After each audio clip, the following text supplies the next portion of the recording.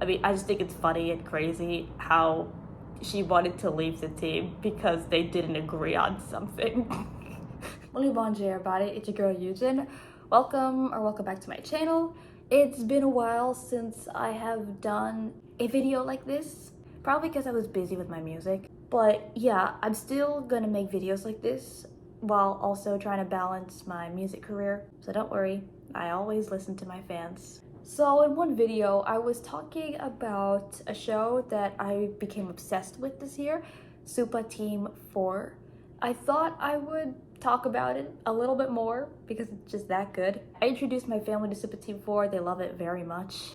So today I wanted to give my predictions on what I think will happen in season 3, or as I like to call it, season 1 part 3, or season 1 volume 3, because the first season is gonna have like 25 episodes. So the last time we saw the girls, there's been a lot happening in Lusaka in a short amount of time since the girls saved the day. Let's see, the villains were arrested, and then the mayor was suspended from office because of funds gone missing.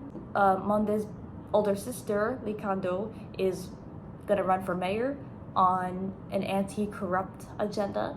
And then we finally got rid of the load shedding, and there's finally power in the city like everyone wanted, thanks to a life-sized version of Komana's carbon capture machine that she showed off in episode 1. I just love how consistent this show is. Komana got her wish. It wasn't exactly what she wanted, but it was still, at the same time, everything she wanted. We are back at the HQ with the IS trio and the girls. The girls welcome Komana back to the team. She apologizes for ever thinking of leaving. I don't know why she ever thought of leaving at that point though. I mean, I just think it's funny and crazy how she wanted to leave the team because they didn't agree on something. But at least that was old Komana. She probably won't do anything like that again. I hope she don't. I mean, she just went through a massive character development, and because the show is very consistent, I doubt she'll ever do it again. They talk about how everyone is worth of redemption, especially tragic villains. He was a tragic villain. He just needed someone to love him, and in this case it was Lusaka. He wanted love from all of Lusaka because he was grieving the loss of his mother. Well, not really lost, but when Toella had her memories wiped away, Limbani he snapped, you know. Knowing that the IS trio and the girls' opinions on him and their beliefs in like everyone is worthy of redemption, it doesn't really matter to all of Lusaka. Limbani caused a lot of damage, and he's probably gonna be going to jail for a very, very, very long time. Let's see, what did he do? Destruction of power sources, causing a whole epidemic, exploiting the youth. Yeah, I'll talk about that in another time. Scamming and lying about his past. Yeah, a 10 to 20 year sentence. I'm not a lawyer. I don't know what all of that would equal in a jail time sentence. But if anyone has any idea, then feel free to comment down below. Please educate me. But my point is, his image is permanently tainted by all of Lusaka, and he probably won't be welcomed back into the public eye anytime soon. I kind of like that he was arrested though, because here's the thing, I'm not really a fan of off tragic villains. Their lives were already tragic, so you want to make it more tragic? What's the point of that? The most you could do with a tragic villain is just arrest them for a long sentence. That's the least you can do. It's that easy. Because tragic villains have sad backstories, and you don't want to make him even sadder because they'll just have a miserable life. Especially if a villain's motives are justifiable. They deserved better. I mean, Limbani did not always have that loving mother because she got her memories wiped away. So he tries to take it out on Mama K and Chi. He creates Meg's power because that is what Lusaka kind of wants because of all the blackouts and the load shedding. That's what makes people love him. He got what he wanted, love, but it didn't last long. So at the very end of the episode, we get a little tease of possibly the main villain of season 3, an old friend, Chusi. If you don't know who Chusi is, he's described as the most dangerous criminal in his time. Basically the guy who ruined Mama K's life. I'll put it like that. He would steal files and important records from the government, upload them into his brain, and then delete the original files so the government had no access to their intelligence. So before this video came out, I posted a poll on my community posts. Basically, I wanted to see what Mama K stands, Cheese stands, Tawella stands, and even Mackenzie stands were feeling about this. So now I'm going to talk about what I think will happen in season 3. This is just my perspective and my hypothesis. So if you have different predictions, that's all right, that's fine.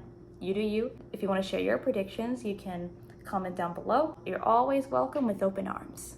My first prediction is that when the girls first encountered Chusi back in the Herstory episode in season 1, they felt really bad for Mama K, that she lost her best friend and was banned from ever seeing her, and that the Ayaz trio were forced to disband and basically blacklisted. It only motivated the girls to want to stop the bad guy even more. But when they actually battle Chusi in season 3, for the first time, they lose the battle and then realize they might not be as ready as they thought they were, because Chusi is a criminal. Chusi is a monster who is out for blood. Second prediction is that this season will primarily be Monde focused. I know that all 4 of them are main characters and they each get equal screen time, but in every season there was kind of like that one character who is kind of like the center. Not really, the story does not revolve around her, but she gets more to do with than the others. For season 1 and the season 1 finales part 1 and 2, it was Temwe. For season 2, it was Komana. For season 3, I think it might be Monde, and maybe some Z too. I think Z will probably show off, and we'll probably get more Z episodes, because Chusi is after the government and their intelligence, and since Likondo is working in the government field, it's possible that she'll be a main target. I wanted to see the concept of nepotism. Monde goes somewhere and people are asking, how is she able to do all these things? Turns out that Monde is actually good at some things. I mean, I doubt that Monde would ever put Mayor Wamunima's little sister on her resume. She would never do that. She has a big heart. She would never do anything like that. And I think this might be a little out of reach. I hope it's not out of reach. But I want to see more fashion. I want to see the girls express themselves through fashion. Load shedding is a load that has finally been shed. So I guess that maybe we could see the girls in some different outfits. As for tone and mood, I suspect that it'll be darker and more edgier than the previous season because of Chusi, and also because we got a taste of some darkness in season 2. I love my darkness and edginess.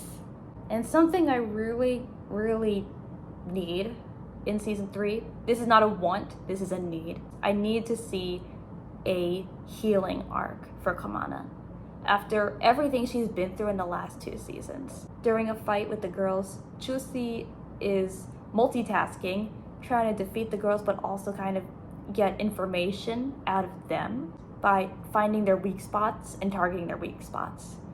And what he will do is that he will recruit certain villains that fit in their weak spots. So basically the girls will get their own villains and the girls have to use their individual strengths to defeat them. But yeah, I think that would be a great concept. The girls getting their own villains and individual fights, because it really shows that the girls can conquer obstacles on their own, and also kind of preparing them for the twists and turns in life, I guess. I want to see some establishment that the girls are getting older. I want to see them take driver's ed. I think that the best driver would probably be Z. And I might be a little crazy. Since we're at a secondary school, I think it would be very appropriate and also fun to include a prom-themed episode. I just, that is not even a want, that is a need. We need a prom episode, but also including like plot things. How about this? We defeat Chusi in one episode. We thought that he was gone for good, but then an uninvited guest, which is him, shows up to prom, crashes the prom, and we have a whole fight. Now this is kind of random, but I think everybody wants to see this. I want Komana and Chipo to finally get together.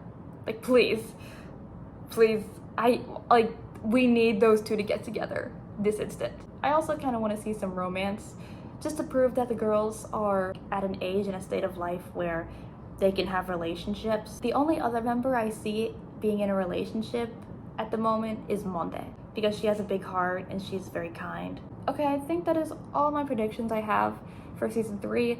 I cannot wait for season 3. I'm just like so excited. I can barely, like, I think I might combust, but not exothermically. Although summer is coming and it's gonna be hot. If anything, the weather will exothermically combust. Thank you so much, Malenka, for creating such an awesome franchise. And we hope to see more in the future. We want to see more in the future. And so yeah, we've reached the end of this video. I hope you guys enjoyed. Please be sure to like this video and subscribe and hit the notification bell to get more videos like this. In the meantime, if you have Netflix, I recommend you watch SUPA Team 4. It's actually really good. Seasons 1 or 2 are available now. You won't regret it. And also, be sure to stream my new songs Banshee and Dodo. They're out on all streaming platforms. This is your girl Yujin, signing off. Peace.